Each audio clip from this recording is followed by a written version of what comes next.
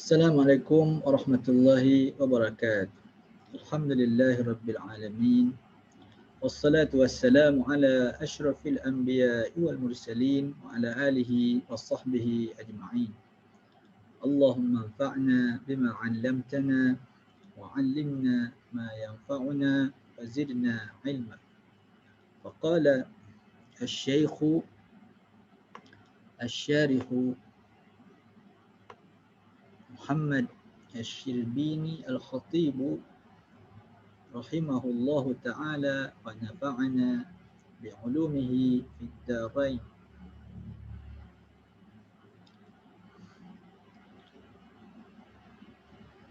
Kat mana kita sini ya? Wa minal athar. Wa minal athari an Ali radhiyallahu ta'ala anhu kafa bil ilmi sharafan أن يدعيه من لا يحسنه ويفرح به إذا نسب إليه وكفى بالجهل ذما أن يتبرأ منه من هو فيه. وعن علي رضي الله تعالى عنه أيضا العلم خير من المال. العلم يحرسك وأنت تحرس المال، والمال تنقصه النفقة، والعلم يزكو بالإنفاق. وعن الشافعي رضي الله تعالى عنه من لا يحب العلم لا خير فيه، فلا يكن بينك وبينه معرفة ولا صداقة، فإنه حياة القلوب ومصباح البصائر. وعن الشافعي أيضا رضي الله تعالى عنه طلب العلم أفضل من صلاة النافلة. وعن ابن عمر رضي الله تعالى عنهما قال مجلس فقه خير من عبادة 60 سنة، والآثار في ذلك كثيرة معلومة ومعلومة.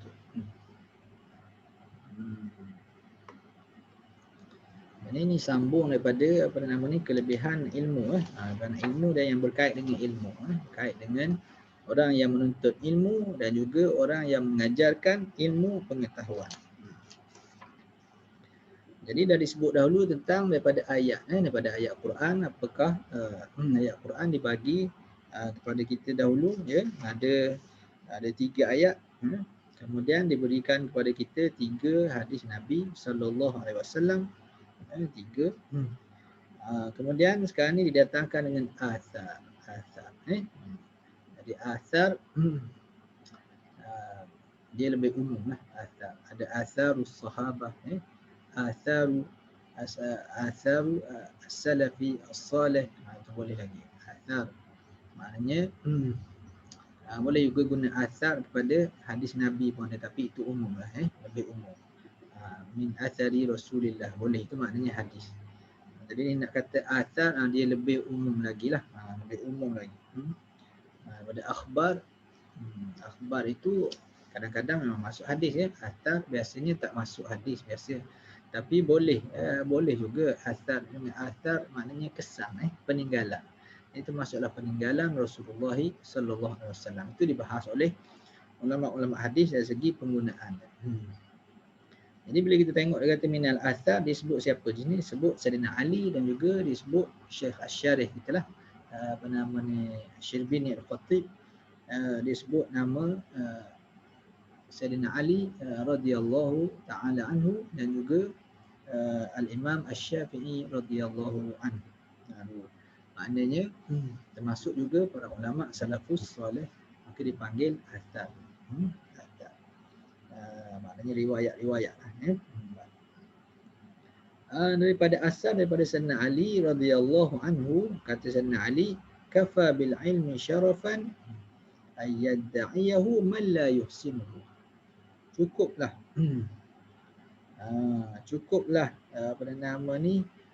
dengan ilmu itu sebagai satu kemuliaan. Ilmu itu sebagai satu kemuliaan.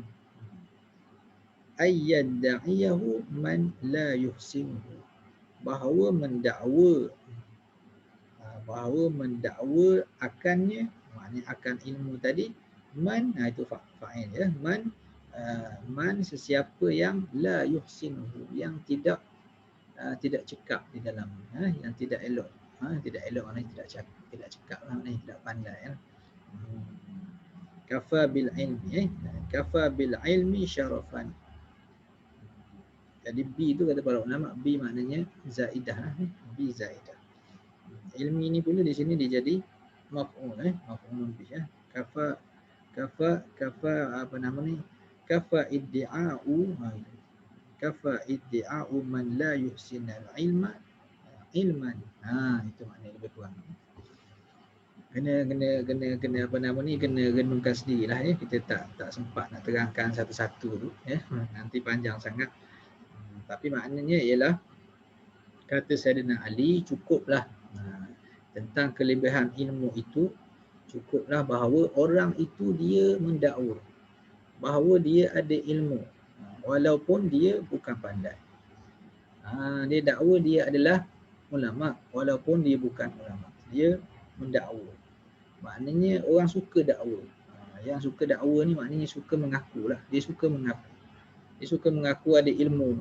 Dia suka mengaku orang yang ada kelebihan lah. Yang mengaku kelebihan. Mengaku. Itu menunjukkan kelebihan lah. Maknanya man la yusni, orang yang tak pandai pun dia apa namanya suka mendakwa. Dia suka orang panggil mendakwa bahawa dia ada ilmu. Itu menunjukkan ilmu ada lebih lah. Ilmu itu lebih. Ilmu itu ada kelebihan. Sampaikan orang yang tak ada ilmu pun nak mendakwa dia pun berilmu juga. Itulah ketinggian ilmu. Itulah ketinggian ilmu. Orang yang tak berilmu pun rasa hendak apa nama ni dimasyhurkan sebagai orang yang berilmu. Wa yafraha bihi idza nusiba ilaihi. Dan orang tadi ya, dia pun gembira kalau orang menisbahkan dia kepada ilmu. Orang yang menisbahkan padanya ilmu, maknanya orang kata engkau ni orang pandai ya, engkau ni orang ulama gitu. Walaupun dia bukan, dia pun suka. Itu maknanya kelebihan ilmu. Tak usah cerita tentang orang tadilah, ni bukan cerita tentang orang tadi. Ceritanya maknanya siapa-siapa pun kalau orang kata dia itu orang yang berilmu, dia suka walaupun dia bukan berilmu. Kalau kita kata orang tu jahat, kalau kita jahat, bila jahat maknanya orang tu tak suka. Kata dia engkau jahat, dia akan bela diri lah. Kalau kita kata orang itu apa nama ni, apa nama kita kata suka cakap kosong, contohnya cakap kosong, suka cakap kosong, maka dia akan bela diri lah. Tapi bila kita kata dia ni orang yang berilmu, jadi dia telan saja pujian tu lah. Itu maknanya cukuplah apa nama ni menjadi satu kemuliaan bagi ilmu itu bahawa orang yang tak ada ilmu pun nak mengaku dia ada ilmu. Orang yang dinisbahkan dengan ilmu maknanya orang yang dipuji dengan ilmu tadi, walaupun dia tidak berilmu, dia pun rasa suka sangat. Rasa suka sangat. Itulah kelebihan ilmu. Apatah lagi kalau orang tu betul-betul berilmu. Orang yang betul-betul berilmu. Kita nak cerita tentang kelebihan dia. Wa kafa bil jahli damman ayatabarra'a minhu man huwa fihi. Dan cukuplah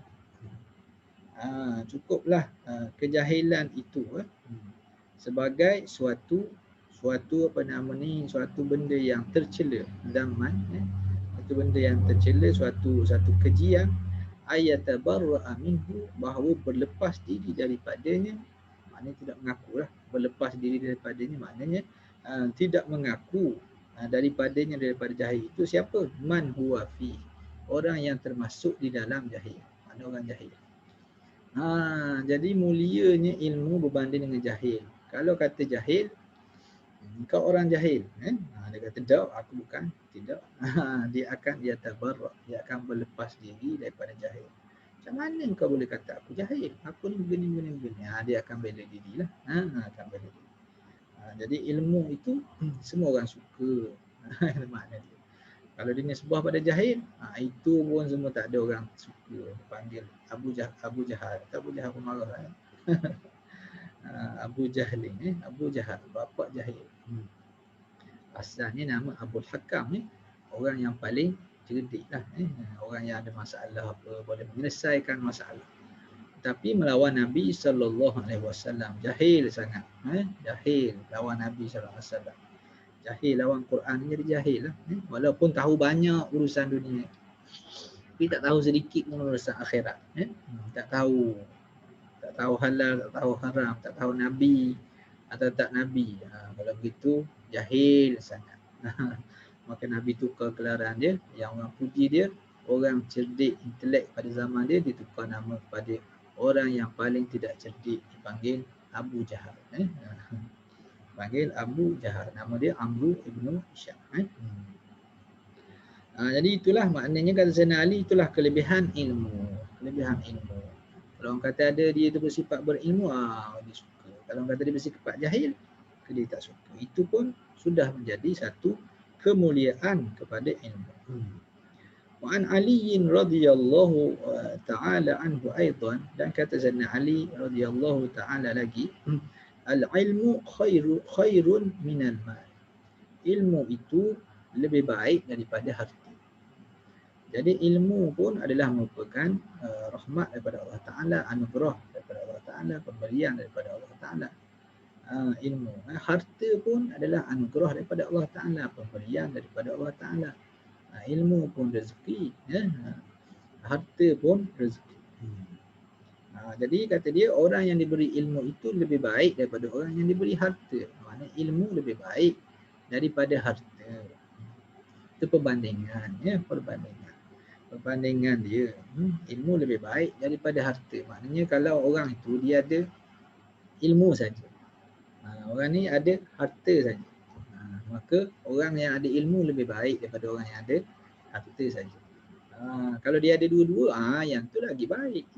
Dia ada ilmu dan dia ada harta. Maka ilmu dan harta tadi boleh digunakan untuk di jalan Allah Subhanahu Wa Taala. Kalau banding nak kata antara dua tu mana yang lebih baik? Mana yang lebih baik? Maka kata Sayyidina Ali, al-ilmu khairun minal mal. Ilmu adalah lebih baik daripada harta.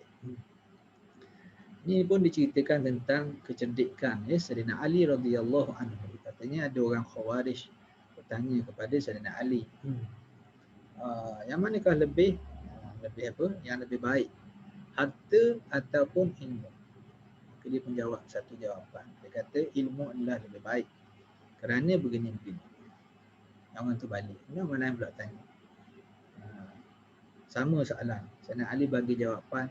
Yang lain pula, ilmu lebih baik daripada harta kerana begini-begini. Jawapan baru pula. Kemudian yang lain sampai 10 orang bagi tanya, bagi jawapan yang lain-lain. Itu menunjukkan keluasan ilmu Sayyidina Ali karramallahu wajhah wa radhiyallahu ta'ala anhu.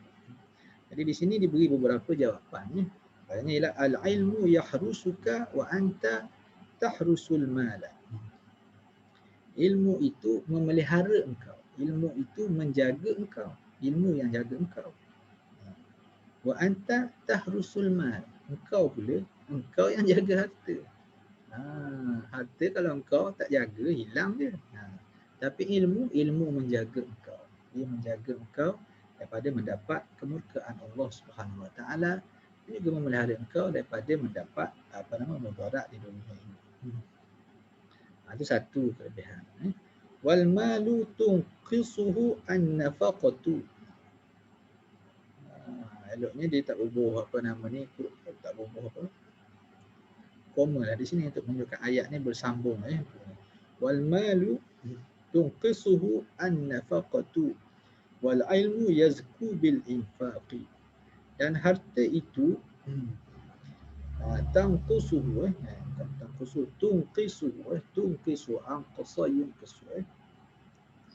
mengurangkannya oleh nafaqah.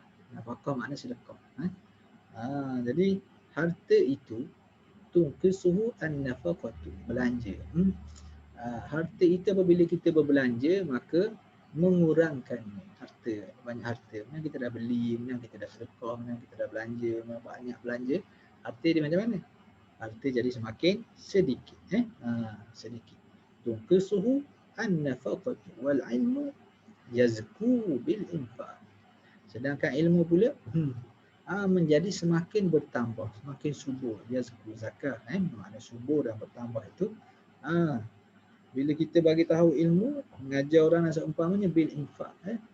Kita bagi pada orang pula, mengajar orang pula, maka dia bertambah. Ilmu tadi bertambah. Lain dengan harta. Harta bila dibagi, bagi-bagi, hilang makin sikit, makin hilang, makin kurang. Ilmu dibagi, semakin bertambah ilmu itu kepada orang yang tukang bagi tadi. Itu antara kelebihan. Jadi jauhlah pemerhatian dia itu, ya. Ini dipanggil hikmah, kalam hikmah. Mana percakapan dia itu mengandungi nilai yang tinggi, dari segi pemikiran. Wa an Syafi'i radhiyallahu taala anhu, daripada Imam Asy-Syafi'i radhiyallahu taala anhu katanya, man la yuhibbul ilma la khaira fihi. Barang siapa, sesiapa yang ataupun orang yang, makna alladhi, orang yang la yuhibbul ilma, tidak suka pada ilmu, la khaira fihi, tak ada kebaikan pada. Orang yang tak suka ilmu ni orang macam mana? Mana orang tak suka ilmu itu sendiri. Dia tak suka pada guru-guru, dia tak suka pada pelajar-pelajar, dia tak suka pada mendengar ilmu, tak suka. Semua yang berkaitan dengan ilmu dia tak suka. La khaira fi. Dia suka apa? Suka duit. Itu saja. Dia tak suka ilmu. Ilmu ni tak payahlah belajar, kata dia. Man la yuhibbul ilma la khaira fi. Tak ada kebaikan padanya. Tak ada kebaikan pada orang yang tak menyukai ilmu. Kalau orang tu suka ilmu tapi dia tak sempat, itu lain. Yang ni orang tak suka ilmu, apalah ilmu buat banyak-banyak pun bukan dapat kerja. Dan seumpamanya. Yang tu maknanya la khaira fihi, kata Imam Syafi'i, tak ada kebaikan pada. Fala yakun bainaka wa bainahu ma'rifatun wala sadaqatun. Maka seeloknya fala yakun, jadi lamu apa namanya? Lamu an-nahyi lah, maknanya janganlah. Fala yakun bainaka, maka janganlah. Janganlah ada, yakun boleh terima ada lah. Fala yakun, maka janganlah ada antara engkau dan antara orang tadi, orang yang tidak suka ilmu tadi, ma'rifatun wala sadaqatun, berkenal-kenal ataupun berkawan rapat. Jangan berkawan orang yang tak suka ilmu. Maknanya kalau kita tak kenal lagi, tapi tak payah kenal lah orang itu. Kalau dah kenal dah kawan-kawan, tak payah berkawan bersungguh sangat. Orang yang tak suka pada ilmu, orang yang tak suka pada ilmu, la khaira fihi, tak ada kebaikan padanya. Sampai begitulah maknanya. Kalau orang yang tak sempat untuk ilmu tapi dia bagi duit untuk orang belajar, dia bagi sedekah untuk madrasah, digalakkan apa semua sekalian, itu lain.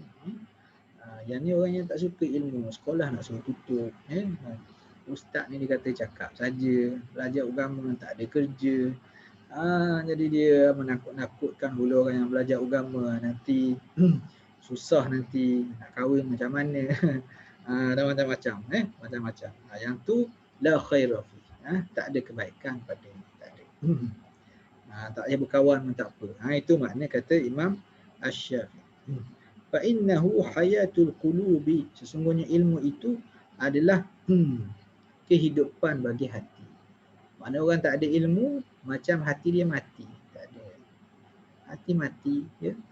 Dengan tazkirah pun tak ada kesan. Orang mati dengan tazkirah apa dapat? Kalau orang hidup dengan tazkirah, dapatlah mengambil peringatan. Itu dia. Jadi hati tu kena hidup. Kena hidup. Itu makna nak hidupkan hati macam mana? Itu dengan ilmu.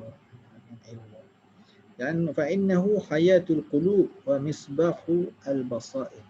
Dan dia adalah lampu kepada basirah. Basirah ni makna mata hati. Di sini kita terjemahkan mata hati. Dia adalah merupakan lampu pelita pada mata hati. Jadi mata hati nak nampak, maka kalau lampu tu terang, ada lampu nampak jalan, ni halal, ni haram. Ini Allah Ta'ala suka, ni Allah Ta'ala tak suka, ni jalan pintas yang betul, ini jalan pintas yang berbahaya. Itu semua sekali dapat diketahui. Itu misbahu al-basar. Itulah lebih ilmu pengetahuan. Jadi menghidupkan hati dan juga menerangkan hati, ya, menerangkan hati sehingga nampak jalan dan boleh melalui jalan yang betul. Wa an Syafi'i aidan radhiyallahu taala anhu, dan daripada Imam Asy-Syafi'i radhiyallahu taala anhu juga. Jadi tentang Imam Syafi'i nanti dia ceritakan dengan lebih detail tentang Imam Asy-Syafi'i radhiyallahu taala anhu. Jadi kita tak sebutkanlah di sini. Dan ini nak sebut tentang apa ni? Tentang dalil-dalil yang menceritakan tentang kelebihan ilmu, kelebihan belajar dan kelebihan mengajar. Jadi diberi ayat Quran, diberi hadis, dan ini diberi asar daripada sahabat dan juga asar daripada ulama-ulama salafus salih. Kata Imam Syafi'i lagi, talabul ilmi afdalu min salati an-nafilati. Menuntut ilmu itu lebih baik daripada solat sunat. Menuntut ilmu adalah lebih baik daripada solat sunat. Jadi kalau menuntut ilmu itu ada ilmu fardu ain, ada ilmu fardu kifayah. Maka ilmu fardu ain, maka tentulah lebih tinggi kedudukannya. Kalau tak ada ilmu fardu ain tu tak boleh nak semayang, tak boleh nak mengeluarkan zakat, tak boleh nak buat yang wajib-wajib atas setiap seorang itu. Fardu ain dia berbeza-bezalah. Tapi yang umum ni semayang itu fardu ain semua orang lah. Kalau yang berniaga bagi yang berniaga lah. Kalau yang melukis bagi yang melukis dan seumpamanya lah. Jadi dia ada ilmu fardu ain, ilmu yang fardu ain bagi setiap orang tak sama. Orang kahwin 2, kahwin 3 tak samalah dengan orang yang kahwin 1 saja. Jadi fardu ain dia ilmu itu bertambah lagi, ilmu berkait dengan qisbah, pembahagian malam dan seumpama. Jadi ilmu zaman dulu ada ilmu berkait dengan hamba, pada zaman ni dah tak ada hamba. Jadi ilmu tu tak jadi masalah lah pada zaman kita ini. Itu dia. Tapi dia jadi fardu kifayah lah. Nak baca kitab-kitab, kita nak tengok kias dia dan seumpamanya, perbandingan dia. Dia kena tahu juga. Tahu itu dipanggil fardu kifayah. Jadi yang ilmu fardu ain dan ilmu fardu kifayah dan ilmu yang sunat itu pun adalah lebih afdal daripada sembahyang sunat. Daripada sembahyang sunat. Lebih afdal bukan maknanya tak payah sembahyang sunat, bukan. Apabila kita dah belajar ilmu, sembahyang sunat itu ada kelebihan, maka kita sembahyanglah. Ilmu tadi mengajar kita bahawa sembahyang sunat ini, sunat rawatib ni kelebihan dia, sembahyang sunat ni ada sunat muakkad, ada yang ghairu muakkad, ada semua sekali, maka kita pun buatlah. Yang ni pasal apa dia buat perbandingan ni, seolah-olah kalau dia tak nak belajar. Tak apalah, aku nak ibadat sajalah. Ibadat tu dengan makna semayang, puasa itu saja. Belajar macam mana, apa maksud daripada puasa, apa maksud daripada semayang, itu tak nak belajar. Jadi kalau begitu rugi, rugi. Maka jalannya ialah belajar dan juga beramal, kedua-duanya. Jadi majlis ilmu, menuntut ilmu, banyak keadaannya dia adalah lebih afdal daripada sembahyang sunat. Kalau ada majlis ilmu, kita pun duduk sekali, sekurang-kurangnya dapat rahmat. Khaffathumul malaikah, dikelilingi oleh para malaikat. Wa ghasyiyatuhumur rahmah, dikelilingi oleh rahmat Allah Subhanahu wa taala. Ada banyak lagi kelebihan pada orang yang berada di dalam majlis ilmu, walaupun dia tidur saja, walaupun dia tak faham pun, tapi duduklah majlis ilmu ada banyak lagi keberkatan. Sekurang-kurangnya ketika dia berada dalam majlis ilmu, dia tidak melakukan dosa. Itu sekurang-kurang. Itulah dibilang, disebut oleh para ulama tentang kelebihan berada di dalam majlis ilmu. Kalau begitu, kalau ada sembahyang sunat, sembahyang sunat yang tidak muakkad tadi, bukan yang rawatib tadi, sunat mutlak itu, Maka kalau ada majlis ilmu, lebih afdal kita duduk lagi di situ. Dapat pahala lagi besar. Lagi besar. Itu maknanya. Wa ani bin Umar radhiyallahu ta'ala anhuma. Dan daripada Ibnu Umar. Ini sahabat. Ini asal daripada sahabat. Tadi asal tadi dia kata pada Sayyidina Ali. Ini pun Sayyidina Ali satu. Ini pada sahabat juga. Itu Ibnu Umar. Abdullah Ibnu Umar radhiyallahu anhu. Ini faqih ya. As-sahabah. Ulama fuqaha min as-sahabah. Ulama ahli fiqh. Orang yang sangat memahami hukum di kalangan sahabat Nabi SAW, antaranya ialah Abdullah Ibn Umar radhiyallahu anhuma. Anhuma itu balik kepada Allah Ta'ala meredai keduanya, iaitu keduanya sahabat semuanya, iaitu Sayyidina Umar Al-Khattab radhiyallahu anhu, bapanya, dan anaknya Abdullah itu pun sahabat Nabi SAW. Kata Abdullah bin Umar, majlisu fiqhin khairun min ibadati sittina sanah. Menghadiri satu majlis fiqh adalah lebih baik daripada beribadat 60 tahun. Nak katakan besar ni menghadiri majlis. Kadang-kadang salah ni dia guna majlis fiqh, maknanya majlis mengetahui halal dan haram. Majlis mengetahui halal dan haram, maknanya sebahagian pada hukum fiqh adalah lebih baik daripada beribadat 60 tahun. Tak tahu yang mana halal, yang mana haram. Bila yang haram kadang-kadang boleh menjadi halal, dan bila yang halal kadang-kadang boleh menjadi haram. Jadi oleh kerana itu lebih baik menghadiri majlis fiqh. Maknanya belajar itu penting. Penting buat ibadat untuk ibadat badaniah, ibadat maliyah apa semua sekali itu pun penting juga. Nak bagi sah mesti ada dengan ilmu. Kalau kita belajar sikit, bila kita nak buat banyak tu, nak buat banyak amalan, maka kita jumpalah keadaan-keadaan yang terdesak, keadaan yang susah. Kalau tak ada ilmu tadi, yang susah kita nak menyelesaikan masalah. Oleh kerana itu, kata Abdullah bin Umar radhiyallahu anhuma, menghadiri satu majlis ilmu, majlis fiqhin, majlis mengenal halal dan haram itu, adalah lebih baik kalau daripada beribadat selama 60 tahun dalam keadaan engkau tidak mengetahui, tak tahu apa dia punya kekurangan dia, macam mana nak menambahkan ketinggian mutu amalan ibadah tadi, apa makna dia apa semua sekali. Maka itu lebih baik duduk dalam majlis daripada ibadat yang tak ada ilmu. Ada ilmu maknanya ilmu yang sikit saja cukup-cukup. Cukup-cukup. Kalau tak ada ilmu nak buat ibadat macam mana? Kenalah ada ilmu juga walaupun sedikit. Kalau buat ibadat tak ada ilmu, memang kebanyakannya tak sah lah ibadat tu. Kebanyakannya kerana tak ada ilmu. Ini perbandingan saja, perbandingan. Bukan maknanya jangan kau buat ibadat 60 tahun, kau pergi hadir majlis ilmu lebih baik pada ibadat. Ini galakkan saja. Ini bukan maknanya jangan buat ibadat, bukan. Galakkan, galakkan nak kata ada lebih. Ibadat tu kena buatlah, gabunglah antara ilmu dan juga amal. Wal atharu fi dhalika kathiratun wa ma'lumatun.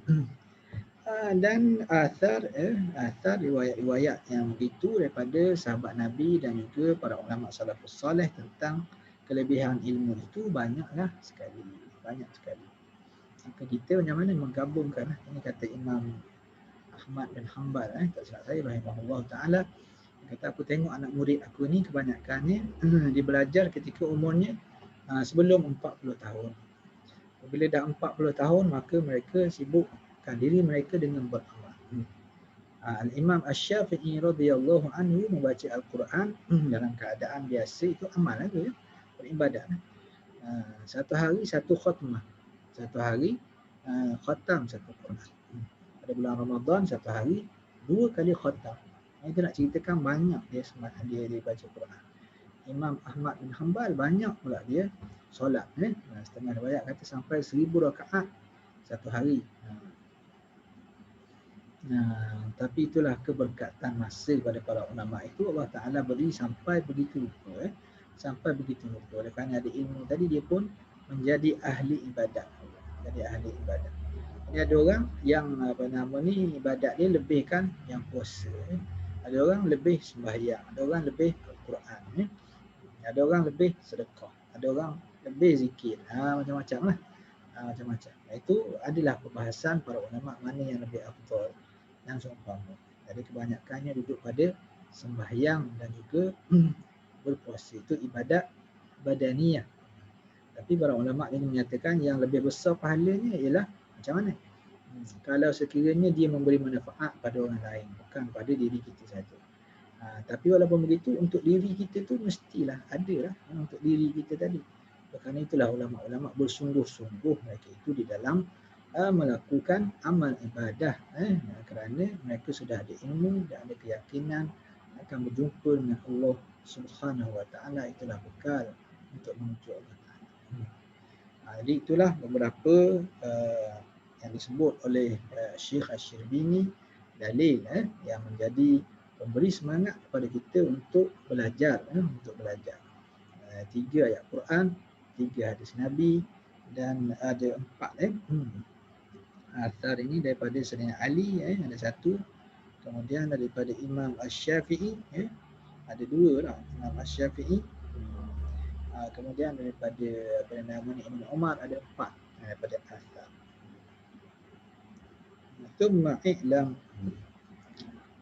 ثم اعلم أن ما ذكرناه في فضل العلم. Ini kita sambung semula insya-Allah jika ada ruang. Sekarang itu saja.